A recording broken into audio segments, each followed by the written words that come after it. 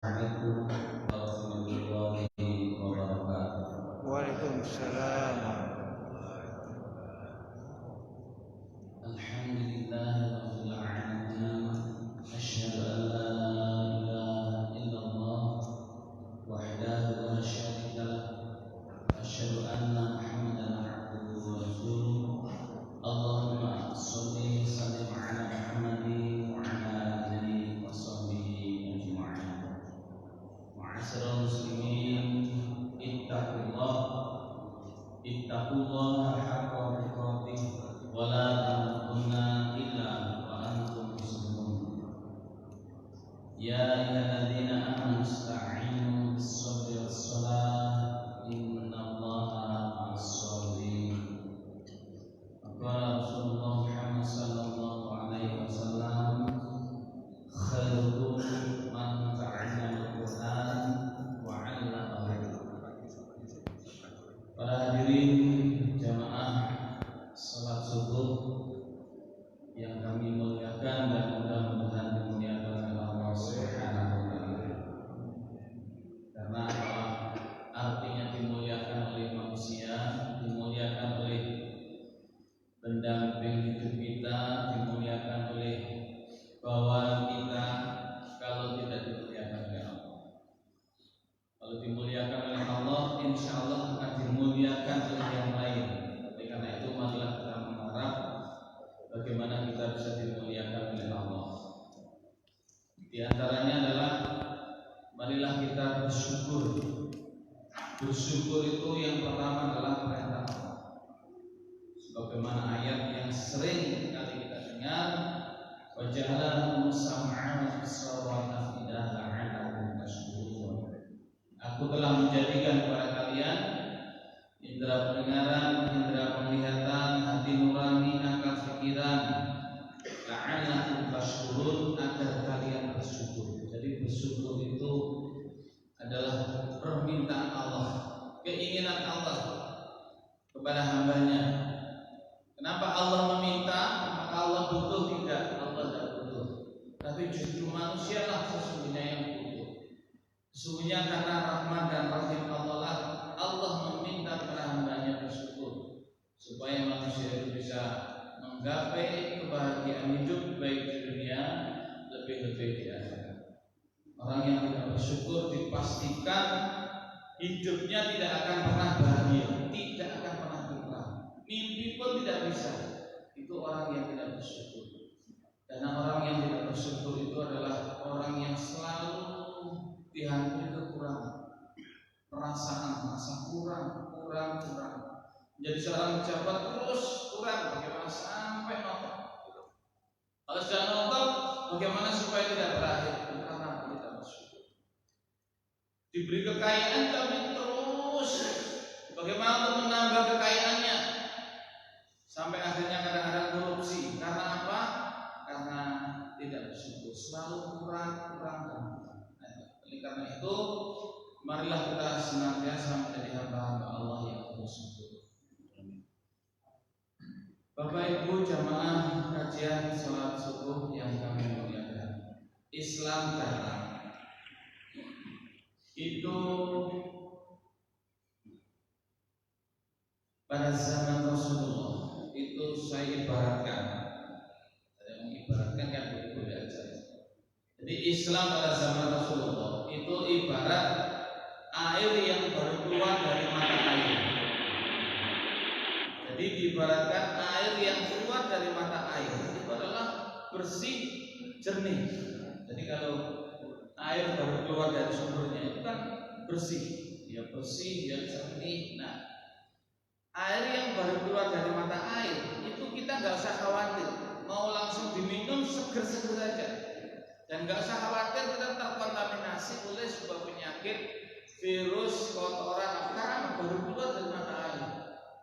Makanya air isi ulang di sini banyak yang langsung dari Prigen, dari Pacet, dari mana ini.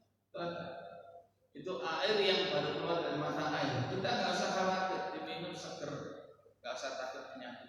Islam pada zaman Rasulullah itu bagaikan air yang baru keluar dari mata air. Sedikit ada celah, langsung ada wahyu, ada sedikit kurang selang-selang. Jadi apa? Selalu bersih. Gak usah khawatir. Itu pada zaman Rasulullah, pada zaman sahabat. Tapi Islam sepeninggal Rasulullah, sepeninggal para sahabat-sahabat, orang-orang yang dekat dengan Nabi, orang-orang yang dicintai dengan Nabi, itu bagaikan air yang terus mengalir. Air ini ketika keluar dari mata air itu bersih. Begitu terus mengalir.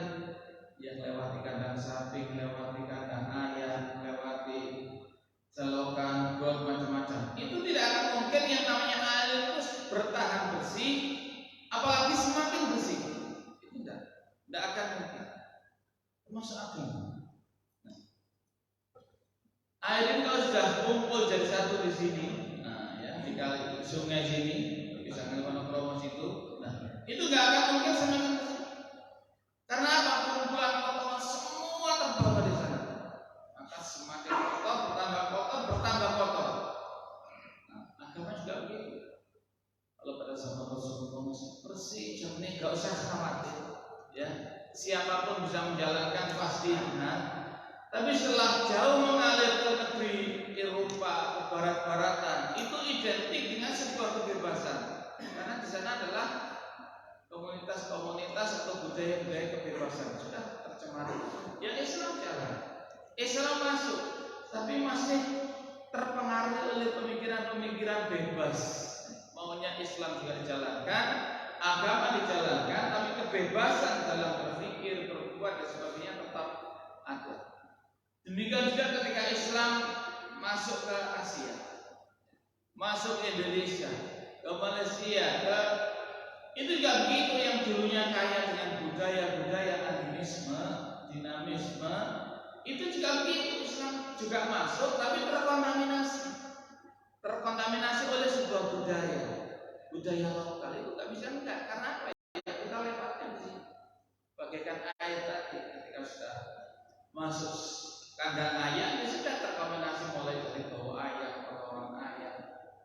Masuk juga begitu. Ketika Islam masuk ke Asia ini, ke Indonesia, salah satunya itu juga begitu. Nggak bisa lepas dengan yang namanya budaya, animisme, dinamisme dan seterusnya.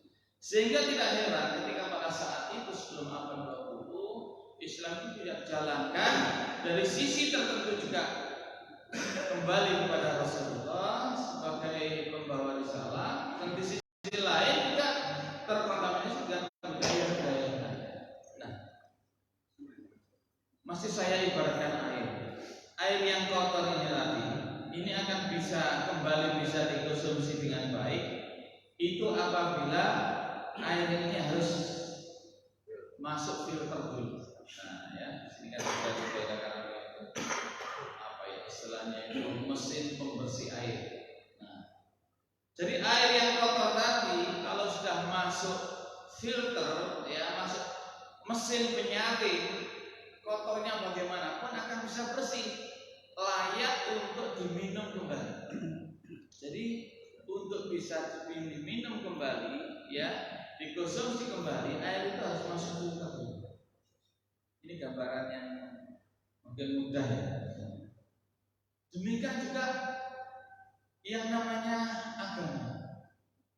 Jadi kalau kita ingin kembali bersih dari yang namanya khurafat, tahayul, bid'ah dan sebagainya, ya, itu maka harus kembali. Bagaimana mengembalikan ini? Nah, disinilah Bapak Ibu sekalian, kenapa Kiai Haji Ahmad Dahlan itu mendirikan yang namanya Muhammadiyah. Kenapa? Apa alasannya? Karena ingin membuat saringan itu tadi. Bagaimana yang pada saat itu agama prakteknya bercampur aduk dengan yang namanya budaya-budaya lokal dalam praktek ibadah khusus ini batalnya, kecuali ibadah di luar khusus itu bercampur baur dan sebagainya. Bagaimana supaya kembali bersih? Maka dia ingin membuat wadah, ingin membuat mesin. Nah, disinilah mesin yang namanya Muhammadiyah. Jadi Muhammadiyah itu kalau boleh kita ibaratkan itu adalah sebagai mesin atau filter untuk membersihkan agama yang pada saat itu terkontaminasi oleh sebuah budaya-budaya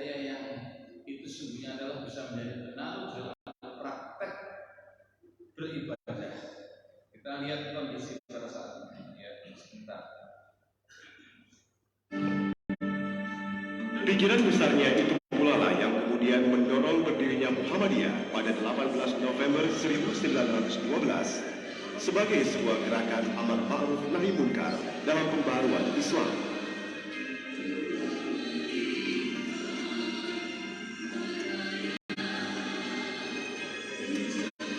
Sebagai gambaran kumulatifnya tentang pembaruan bidang keagamaan adalah penentuan arah kiblat, penggunaan perhitungan astronomi dalam menentukan permulaan dan akhir puasa.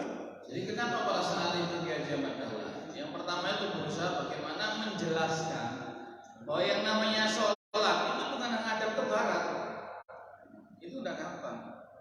Ya, sehingga saat itu tantangannya kan luar biasa ketika berusaha menjelaskan kepada umat bahwa yang namanya sholat itu menghadap kiblat, bukan menghadap ke barat. Karena pada saat itu yang namanya sholat ya yang penting menghadap ke barat. Jadi masjid itu menghadap ke timur, tapi sholatnya harus menghadap ke barat. Itu pada saat itu. Karena dengan ilmu pengetahuan yang beliau dapat ya dari kajian dan sebagainya, maka berusaha untuk menjelaskan bagaimana sehingga pada saat itu tantangannya luar biasa. Ketika Kiai Haji Dahlan bagaimana mengubah arah kiblat, bukan mengubah arah kiblatnya sebenarnya. Arah sholat diluruskan sebagaimana mestinya. Penyelenggaraan salat di lapangan terbuka pada hari raya Islam, pengumpulan dan pembagian zakat dan lain-lain. Nah, jadi juga begitu dalam hal pembagian zakat. Jadi untuk bagaimana menjelaskan bahwa yang namanya yang berhak menerima zakat itu adalah 8 golongan, qurba wal yatama wal masakin wal masakin dan seterusnya. Sesuai dengan apa yang ada dalam Al-Quran itu tidak mudah pada saat itu. Karena pada saat itu yang namanya orang zakat, ya baik fitri maupun maliyah sudah ke kiai. Itu pada saat itu. Gak ada yang namanya baitul mal pada saat itu apa namanya lazis, itu tidak ada. Jadi yang namanya orang zakat berbondong-bondong kalau sudah malam hari raya itu ya ke kiai. Karena apa? Karena kiai lah yang bisa mendoakan dan sebagainya. Padahal menurut Al-Quran bahwa yang berhak menerima zakat adalah ya 8 golongan itu yang ada sebagaimana yang ada di dalam Al-Quran. Nah, menjelaskan ini juga tantangannya luar biasa. Karena apa? Karena pengaruh dengan sebuah ekonomi seseorang, ekonomi kelompok tertentu. Ini kalau dijelaskan kepada umat bahwa yang berhak menerima zakat ada 8 golongan itu bisa-bisa nggak dapat ya. Nah, oleh karena itu tantangan Kiai Haji Dahlan pada saat itu sangat luar biasa. Sehingga pada saat itu dikondisikan mulai dari anak-anak orang tua sebagai mana itu dikatakan bagaimana supaya untuk menjustis menghakimi Kiai Haji Dahlan adalah sebagai kiai. Sehingga dalam sebuah film Sang Pencerah itu kalau kita pernah melihat memang betul jadi Kiai Haji Dahlan itu di mana-mana kalau mau dakwah itu dikatakan kiai kafir. Nah itu dipoles dulu. Supaya apa? Supaya dakwahnya berhenti. Kalau berhenti kan kembali semula karena ini menyangkut sebuah ekonomi. Itulah perjuangan. Aktivitas dalam penyebaran ide-ide pembaharuannya telah mampu mempengaruhi beberapa hal yang diantaranya adalah peranan wanita Islam yang tidak tergantung pada laki-laki.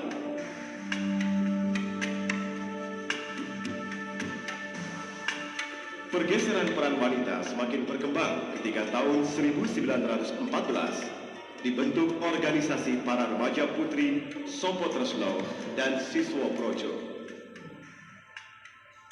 Aktivitas wanita semakin diperluas ketika Aisyah didirikan pada tahun 1917 dan Nasyatul Aisyah beberapa puluh tahun berikutnya. Bahkan pada tahun 1928, organisasi Aisyah menjadi pelopor dari Kongres Perempuan Indonesia yang pertama. Hal ini menunjukkan bahwa kesetaraan gender telah diajarkan di Muhammadiyah.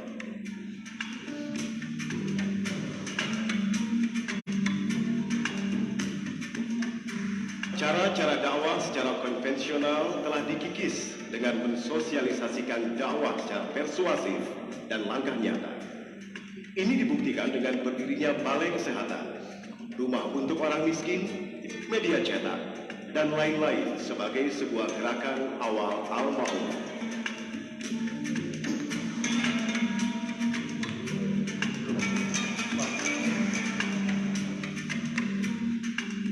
Dasar dari pencerahan adalah melalui pengajaran.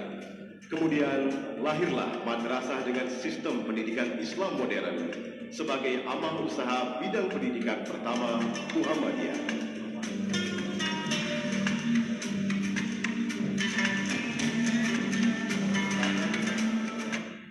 Jadi Muhammadiyah itu jauh sebelumnya ketika berpikir tentang masalah-masalah kesetaraan gender dan sebagainya, sudah Muhammadiyah yang terdepan sudah. Kalau sudah berbicara itu, siapa yang bilang misalnya sebagaimana beberapa isu yang pertama bahwa seakan-akan wanita itu tidak diperlukan, seakan-akan hanya laki yang tahu. Muhammadiyah sejak awal sudah seperti itu. Sudah bagaimana membentuk organisasi wanita ya, pada awal-awal jauh sebelum kemerdekaan sudah dibentuk oleh Muhammadiyah. Jadi berbicara masalah kesetaraan gender dan sebagainya itu sudah selesai. Sudah saja berpikir lagi karena Muhammadiyah sudah jauh sebelumnya sudah mendirikan organisasi wanita. Malah kita lihat bersama bagaimana tujuan Muhammadiyah sebetulnya didirikan oleh Kiai Haji Madana. Selain secara kontekstual adalah sebagai filter ya, sebagai filter menyaring sebuah praktek ibadah pada saat itu yang masih penuh dengan ya atau terkontaminasi oleh sebuah kotoran-kotoran virus-virus. Nah, maka secara tekstualnya tujuannya adalah ini. Jadi menegakkan dan menjunjung tinggi ajaran Islam sehingga terwujud masyarakat Islam yang sebenar-benarnya. Jadi ketika pada saat itu, jadi untuk membawa jilbab itu aja tidak gampang. Jadi kita nggak bisa istilahnya itu langsung ujuk-ujuk atau tiba-tiba itu nggak bisa. Semua itu adalah sebuah proses. Itulah dakwah. Karena dakwah itu harus dijalankan dengan baik. Ud'u ila sabili rabbika bil hikmah wal mau'izatil hasanah wajadilhum billati hiya ahsan. Itulah dakwah. Jadi untuk bisa bagaimana menegakkan dan menjunjung tinggi ajaran Islam yang sebenar-benarnya harus melalui proses. Tidak bisa membalikkan sebuah tangan dengan begitu saja. Sehingga ketika awal tadi kelihatannya Muhammad itu awal sudah mendirikan organisasi Islam juga ada yang pakai gedung-gedung ya. Kayaknya seperti itu karena ini adalah sebuah proses dakwah itu adalah melalui proses. Jadi tidak ujuk-ujuk. Nah, pada saat ini ya tepatnya 1 bulan yang lalu, saya juga 1 bulan yang lalu insya Allah sama tanggalnya 8 bulan itu saya juga menyampaikan di sini tentang masalah isu-isu juga ya. Nah, Muhammadiyah ini sudah usia 110 tahun. Bagaimana yang telah dilaksanakan pertama pada 18 November tahun 2002 kemarin, pas 1 bulan pada hari ini ya. Nah, kondisinya bagaimana saat itu luar biasa. Jadi muktamar yang ada dilaksanakan di Solo kemarin memang adalah sebuah simbol kedamaian, simbol ketentraman, simbol kesejukan. Jadi sehingga dalam muktamar itu sangat luar biasa. Ya, Muhammad tidak ingin istilahnya dijunjung tinggi oleh siapapun tidak. Tapi faktanya ketika muktamar kemarin yang datang oleh berjuta-juta umat dari seluruh Indonesia bahkan luar negeri itu dengan nampak begitu indah, begitu tentram, tidak ada gesekan-gesekan, tidak ada yang namanya rebutan amanah, rebutan pemimpinan ya, dengan yang namanya lempar kursi, lempar bambu ya, kemudian ada 2 kubu, enggak ada. Luar biasa. Coba kita lihat sedikit saja. Ini pada saat itu ya, sangat luar biasa.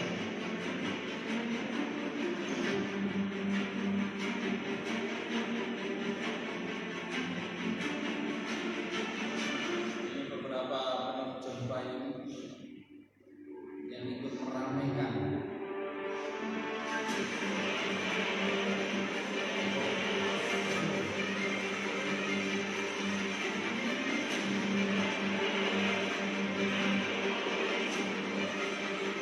Ini kalau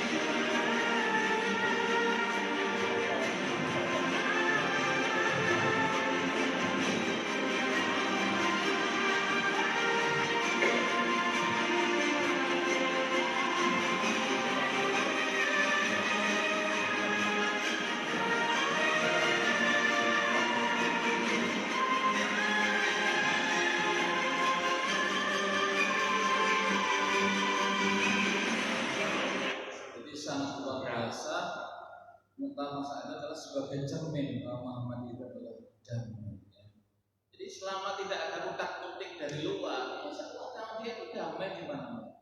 Tidak pernah yang namanya gerusa-gerusu baik dalam melakukan dakwah maupun dalam hal-hal yang lain. Damai. Kalau misalnya di Muhammadiyah itu terjadi sesuatu, itu pasti ada sesuatu yang sengaja utak-utak.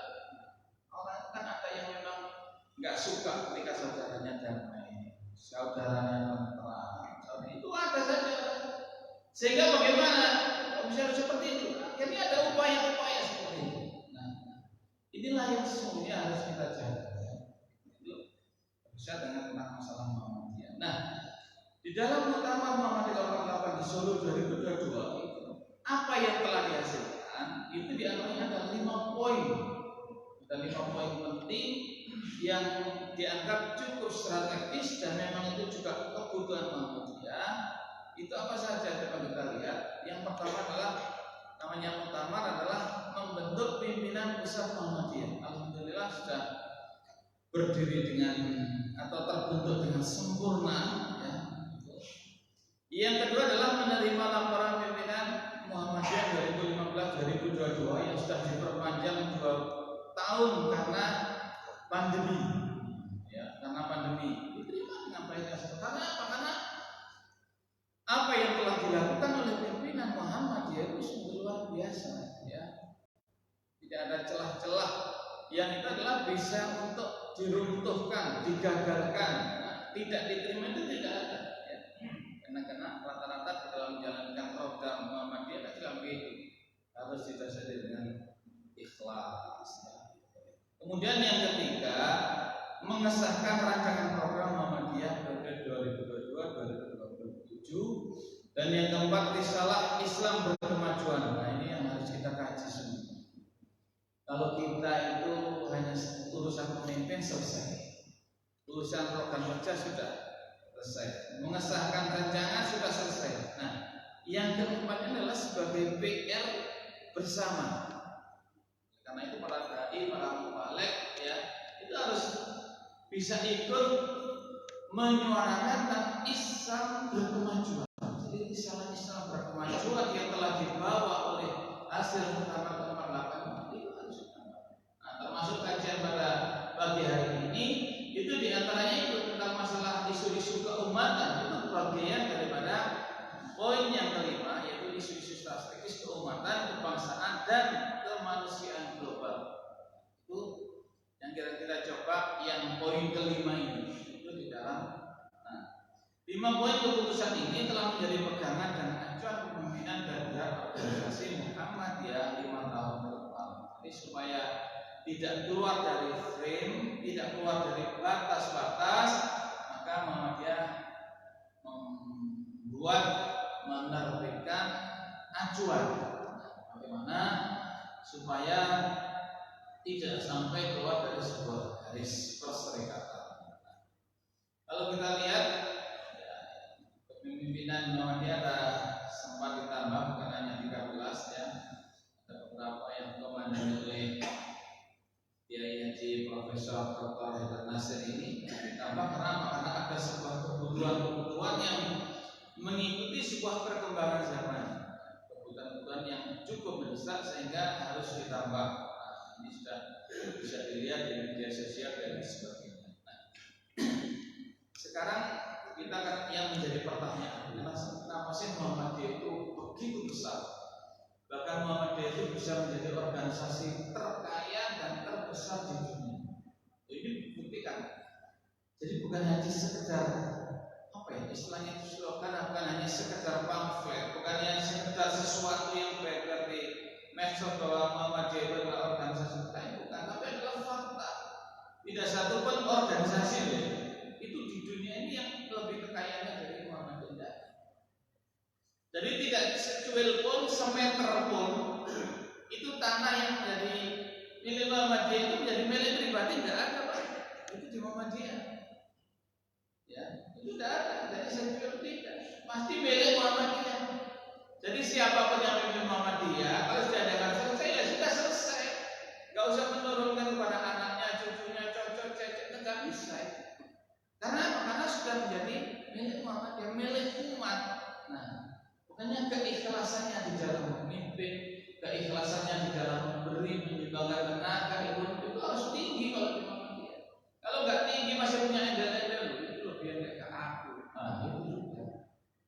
Akhirnya apa? Berusaha bagaimana anakku jadi, cucuku jadi, itu jadi terus tahun ini seperti itu. Dan itu dicontohkan oleh Kiai Haji Ahmad Dahlan.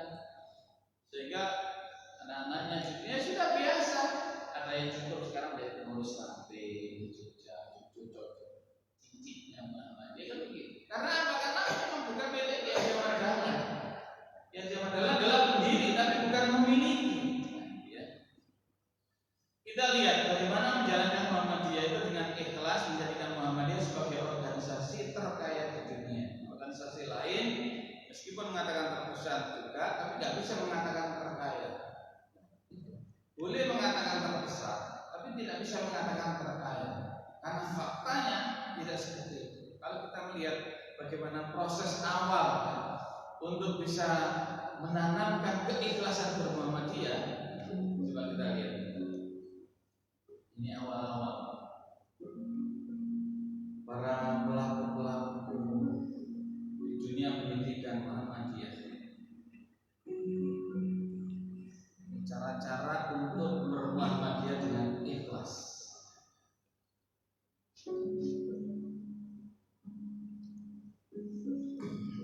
Saya kalau ngaji memang ini banget, kalau serius.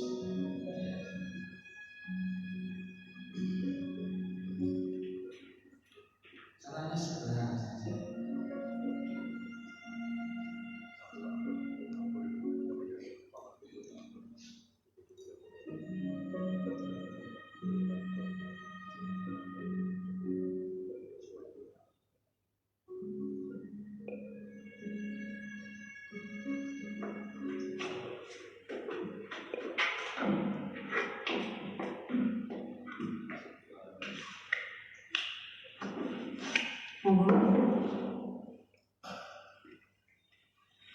Ibu apa, Pak?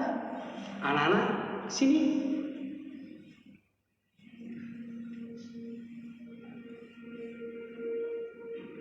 Baca. Hidup bila Muhammadiyah dan jangan mencari hidup di Muhammadiyah.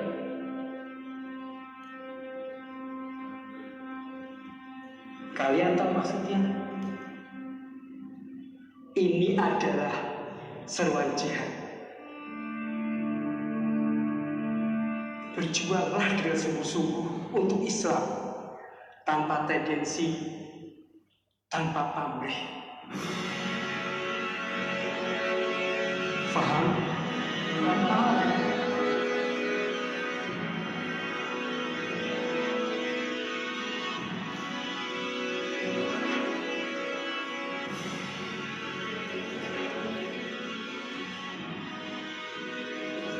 Jadi cara-cara sederhana, tapi kemudian terus menjadi catatan bagi para pengurus Muhammadiyah sampai hari ini.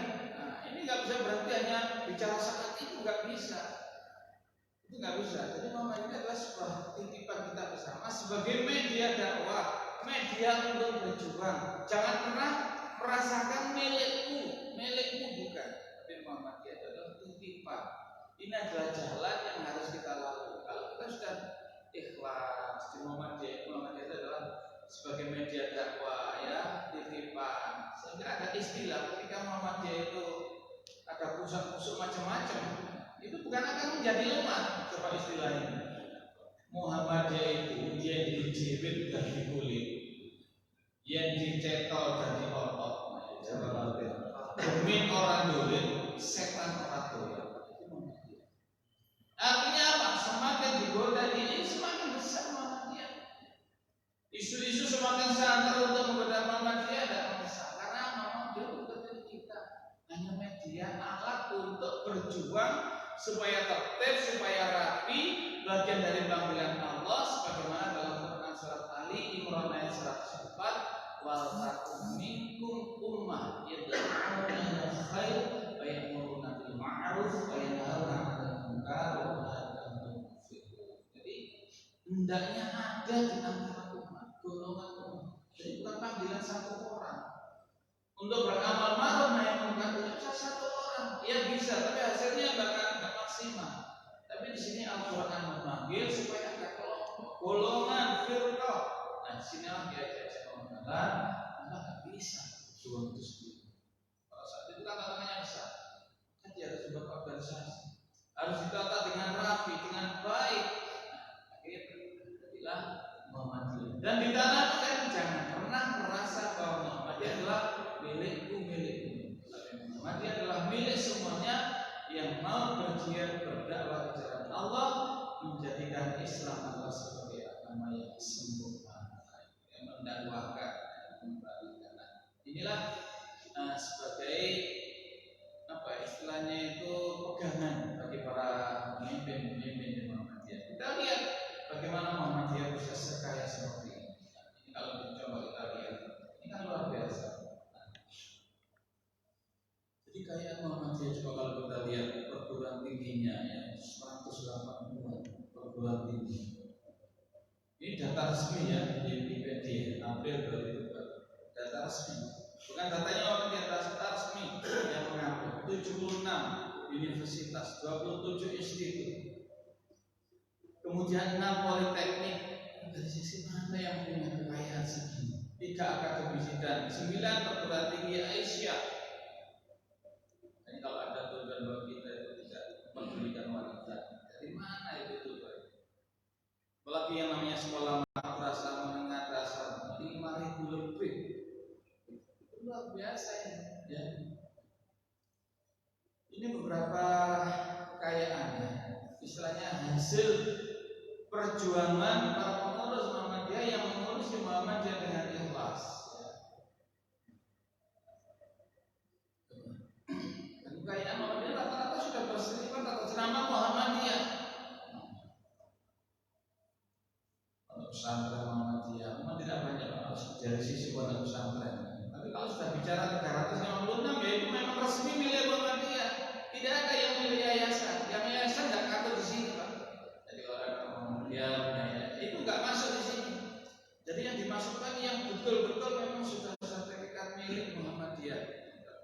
TK PAUD perlu 2.000, kekayaan yang sangat luar biasa. Universitas di luar negeri yang saya sudah berusaha saja, termasuk berkunjung ke sini beberapa yang lalu, sekitar 40 hari yang lalu. Masya Allah, luar biasa.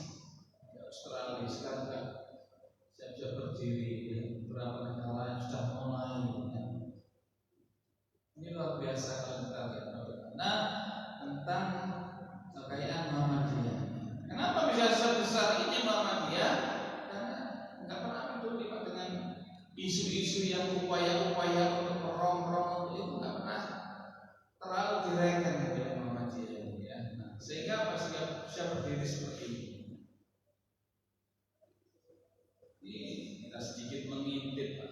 Jadi 21 juta hektar tanah ya, yang berisi 19.000 sekolah, 13.000 masjid dan sebagainya. Sedikit 21 juta hektar tanah, lebih luas kalau dijajarkan satu oleh dengan Malaysia, dengan itu lebih luas dijajarkan satu tanah dengan Muhammadiyah.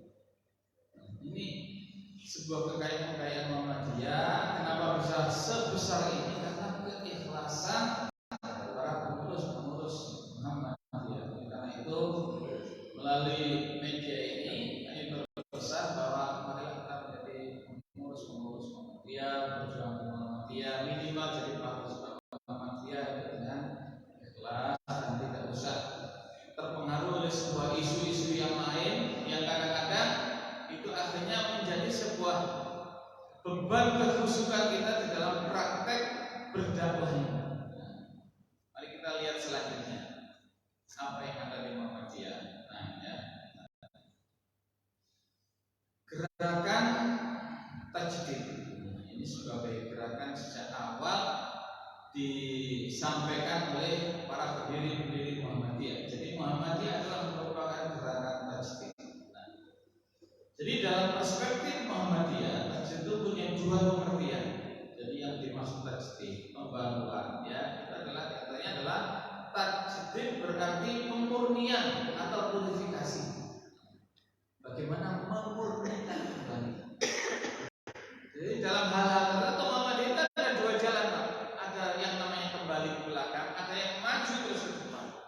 Yang kembali ke belakang itu dalam hal ibadah khusus. Muhammadiyah tidak mampu berusaha kembali kepada bagaimana apa yang dicontohkan Rasulullah. Itu Muhammadiyah seperti itu.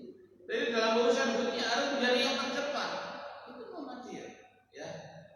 Jadi ada yang tasbih dalam arti adalah betul-betul memurnikan ibadah yang sudah terkontaminasi oleh sebuah kepentingan budaya, tapi dalam tasbih tertentu adalah mengembangkan atau berinovasi dalam pemodernan terhadap nilai-nilai ajaran Islam.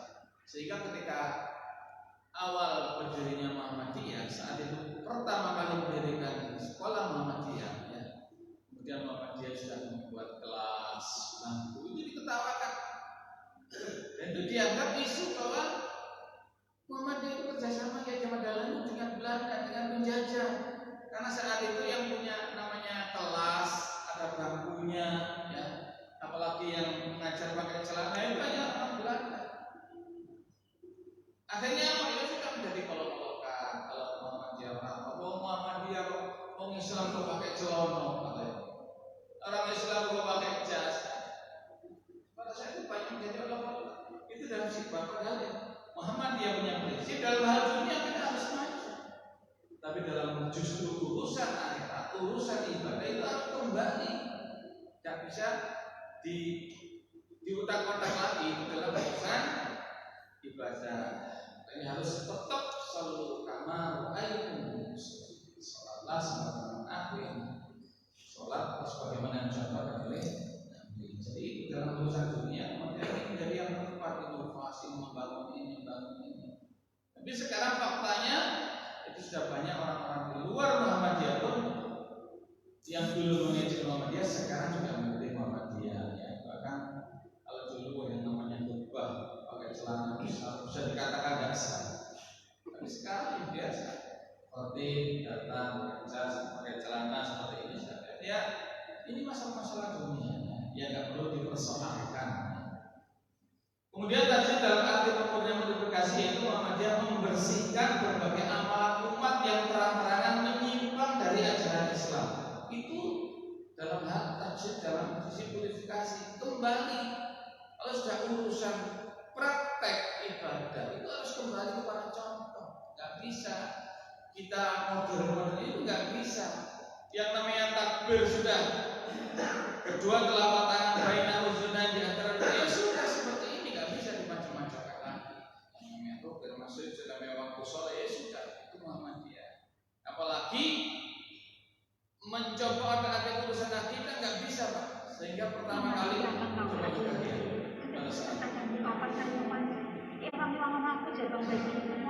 itu pada awal-awal kemudian juga begitu yang namanya di sisi waktu tertentu sholatnya rajin, ibadahnya rajin, baca Quran rajin, tapi di sisi lain praktek-praktek seperti ini masih berjalan. Bahkan masih belum lama ini kadang-kadang kalau kita lihat apa ya cara-cara istilahnya untuk memberikan aku dari kadang-kadang dilukai oleh sebuah kepercayaan yang itu sebenarnya seharusnya sudah selesai. Contoh Ladiem dan sebagian masyarakat Jawa percaya seruput Kiai Selamat merupakan kerbau keramat. Kerbau-kerbau tersebut diyakini mampu memberikan berkah. Begini Pak Selamat itu kekuatannya katanya jaksa akan mengusahakan yang bisa akan mengusahakan. Begini, dijamin keluarga kerjanya sebanyak anak-anak putu dijaga warungnya sila dari dulu sahabatnya kekuatannya jadi sakit kesabatannya Pak Udah Selamat. Ini contoh-contoh ya. Kalau ini ada sekedar budaya silakan mau naik sapi mau. Tapi karena ini menjadikan sebuah kepercayaan bahwa kalau sudah satu surah dan sebagainya, siapa yang bisa mengambil liurnya yang namanya Kiai Selamat. Kiai Selamat itu bukan manusia, yang namanya kerbau. Itu kalau bisa menyimpan liurnya itu, makanya rebutan kalau bisa mendapatkan liurnya saja itu satu tetes. Nah nanti dibawa pulang satu tetes. Kalau ada yang sakit di keluarganya diambil diminumkan. Satu tetes Pak, satu sendok cepat habis sama nemat. Itu sulit. Juga mengambil kotorannya. Sedikit di pojok sama pojok tegal pojok ini dikasih campur punya apa ya namanya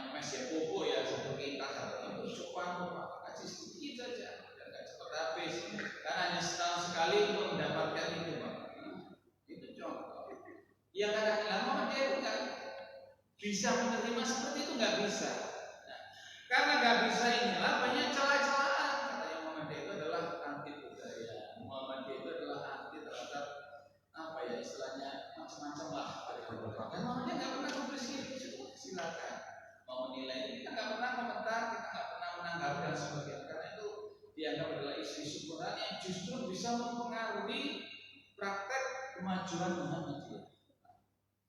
Contoh tajdid dalam arti pembaruan yaitu penyantunan terhadap fakir miskin. Nah, itu makanya tadi itu saya sampaikan. Kalau dulu yang namanya fakir miskin, ayat itu nggak begitu terurusi kan. Yang terurusi adalah justru tokoh agama. Mau zakat, mau karena apa ayatnya? Ya itu fakir miskin, anak jalan masa bisa doakan. Kalau kita zakat pada fakir miskin, nggak mungkin bisa mendoakan sesuai dengan keinginan yang terarah, nggak bisa paling bersyukur, alhamdulillah, paling seperti itu dianggap nggak bisa sah. Nah, tapi alhamdulillah dalam sebuah perjalanannya apa yang dilakukan oleh Muhammadiyah itu sudah mulai diikuti oleh lain, paham lain, organisasi lain, dan harapan kita tidak saling mencela, tidak saling sikut, sikat dan seterusnya, termasuk praktek sholat awalnya mas. Itu awalnya kalau kita mau baca ya awalnya. Itu yang namanya tantangan menjalankan sholat di lapangan, di jalan itu luar biasa. Namanya sholat ya di masjid. Kenapa kok sholat di jalan raya? Apalagi di lapangan tempat kotoran dan sebagainya. Hasil dalam arti pembaruan reformasi itu Muhammadiyah selalu melangkah dan bergerak menunjukkan metode-metode baru dalam menjalankan ajaran Islam di tengah kehidupan dan perkembangannya masyarakat. Inilah Muhammadiyah ya. Kita lihat bagaimana pandangan Muhammadiyah terhadap Pancasila. Ya sudah selesai. Kita nggak usah mengatakan lagi, sudah menjadi kesepakatan bersama. Kenapa lagi otak-atik lagi? Justru kalau sudah menjadi kesepakatan, di otak-atik lagi, nah itu sudah menjadi masalah, menjadi tidak keteraman. Ada 3 seringkali yang menjadi isu susah sekarang, di antaranya dalam masalah Pancasila, masalah jihad, masalah toleransi kepada non-agama, non-muslim. Nah, itu sudah bagaimana sikap Muhammadiyah? Ini kita lihat. Nah, kalau sudah bicara tentang bangsa kita, pendiri bangsa luar biasa. Berapa tokoh-tokoh pendiri negara kita ini dari Muhammadiyah, mulai dari Kiai Jamal luar biasa sampai presiden pertama Jenderal Sudirman sampai begitu banyak sekali lah kalau kita lihat ya. Kiai Haji Bagus, Haji Kusumo sudah luar biasa. Kalau dari sini fakta yang ada ini itu masih dikatakan bahwa Muhammadiyah itu adalah itu adalah sebuah tujuan-tujuan yang tidak berdasar. Ada pak di Indonesia itu kalau kita baca coba katanya Muhammadiyah itu adalah mulai kemerdekaan menjadi sudah. Ada kalau kita lihat bagaimana Buya Hamka yang semua itu pernah menjadi tokoh-tokoh Muhammadiyah. AR Baswedan. Saya lihat sekarang sudah mulai ada upaya-upaya tokoh-tokoh Muhammadiyah itu yang dikatutkan dalam pelatihan dalam apa itu mulai disingkirkan. Apalagi kalau sudah mulai politik ini pak, itu sudah mulai dihubung-hubungkan. Dan adalah misalnya bapaknya, kakeknya, sudah mulai yang lain juga begitu. Padahal kita nggak boleh seperti itu. Itu namanya intoleran ya di situ. Nah, kita harus pada waktu ini. Muhammadiyah, Pancasila adalah pilihan final dan terbaik karena Muhammadiyah merupakan hasil perjanjian seluruh elemen bangsa. Jadi Pancasila sudah merupakan hasil perjanjian bersama. Nggak usah dikatakan lagi pak. Nah itu ya, nggak usah sosokan macam-macam ya. Mengaku paling Pancasila paling kita sudah terdepan termasuk sebagai penyusun sila-sila ya butir-butir di dalam Pancasila. Kenapa ini diungkit-ungkit lagi? Makanya kalau sekarang Muhammadiyah tidak begitu banyak berbicara sampai sudah selesai sebagai dasar negara yang sudah final nggak boleh diutak-utak. Kenapa masih dituduh-tuduhkan? Ini adalah upaya. Yang kedua, dalam pemahaman Muhammadiyah adalah Pancasila adalah darul adil syahadat. Jadi negara konsensus dan kesaksian yang sudah pernah kita saksikan bersama. Sebagai ideologi negara sudah. Jadi nggak usah diutak-utak lagi. Ya. Kalau masih kembali utak-utak sih nggak maju-maju Pak.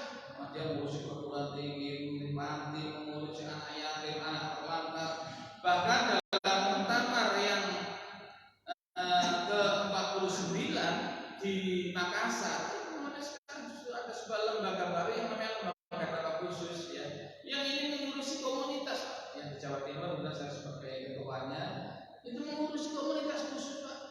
Jalanan, coba kurban narkoba, kemudian PSK, mucikari, kemudian orang-orang, kita urusi anak-anak Pak, kita urusi sampai segitu. Itu Muhammadiyah, kurang apa Muhammadiyah? Karena apa? Ini sudah menjadi yang bermanfaat. Nggak tertarik dengan isu-isu murahan yang kadang-kadang hanya mencari nama untuk kepentingan politik. Yang ketiga, peneguhan sikap Muhammadiyah mengenal Pancasila tersebut sekaligus menjadi kritik dan perlawanan atas upaya-upaya kelompok tertentu untuk mengganti dan mengubah Pancasila sebagai ideologi bangsa. Jadi sudah berusaha, kita itu justru menjaganya.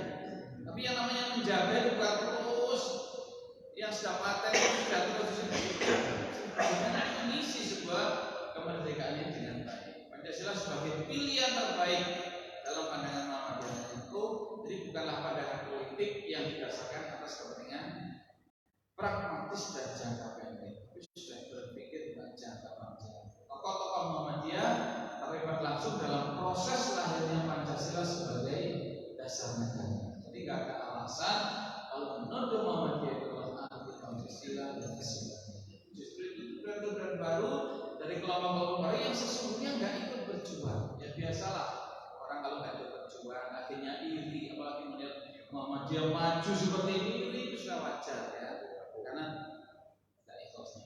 Nah, dalam pandangan Muhammadiyah sekarang tentang jihad. Nah, jihad bukanlah diwujudkan dalam bentuk kekerasan, apalagi terorisme. Nah, jadi bagi Muhammadiyah, jihad adalah lil wajah, yakni bersungguh-sungguh menciptakan sesuatu yang unggul dan kompeten. Itulah jihad Muhammadiyah. Ya, jadi jihad Muhammadiyah itu tidak mau dengan kekerasan, ya, apalagi urusan kecil nggak bawa hasil. Ya. Akhirnya justru menjawab nilai merah. Muhammadiyah itu jihadnya adalah berpikir tentang bagaimana maju, umat maju, bangsa maju, organisasi maju. Islam dari yang itu jihad dalam perspektif Muhammadiyah. Demikian juga dalam hal toleran. Nah, kalau sudah toleran, sebenarnya Muhammadiyah kita perdepan. Coba kalau kita lihat Universitas Muhammadiyah di Papua, di Irian sana, itu 88% itu non Muslim, mahasiswanya non Muslim. Apakah Muhammadiyah non Muslim? Tidak. Dosennya juga banyak yang non Muslim, sehingga bupati, camat, apa saja sudah banyak lulusan Muhammadiyah. Muhammadiyah tidak menyuruh kamu harus masuk Islam. Ini bentuk Muhammadiyah itu adalah bicara tentang toleransi sudah paling depan. Sudah nggak usah digembar-gemborkan lagi. Muhammadiyah sangat toleran. Kurang apa tolerannya coba? Kurang beban titik warna kulit coba. Banyak nanti Islam, tapi sudah. Karena itu adalah sebab konsekuensi perjuangan Muhammadiyah lahir untuk umat rahmatan lil alamin. Itu Muhammadiyah. Sehingga tidak ada tujuan-tujuan bahwa Muhammadiyah itu adalah organisasi yang intoleran. Sangat ujuk-ujuk seringkali intoleran. Siapa yang bilang ya? Berarti orang yang tidak tahu sejarah, orang yang tidak tahu fakta dan sebagainya. Inilah beberapa isu-isu yang kita sebenarnya tidak perlu menanggapi terhadap isu-isu yang berkembang yang kadang-kadang itu akan ya sebagai pancingan saja. Saya menarik tentang isu-isu terkait dengan masalah. Bahwa isu-isu itu kadang-kadang pancingan Pak. Tujuan-tujuan itu memancing. Bagaimana reaksi? Kita nggak perlu reaksi. Kita harus kecil-kecil ukuran kita sudah selesai. Kita harus ke depan adalah membangun bagaimana yang namanya umat ini menjadi umat-umat yang terbaik. Kita bagaimana mewujudkan Indonesia sebagai baldatun thayyibatun walaupun ghafur. Inilah yang bisa kami sampaikan. Mudah-mudahan bermanfaat, hikmah dan nasrun minallah wa fathun qarib wa basyiril mu'minin. Assalamualaikum warahmatullahi wabarakatuh. Waalaikumsalam warahmatullahi wabarakatuh.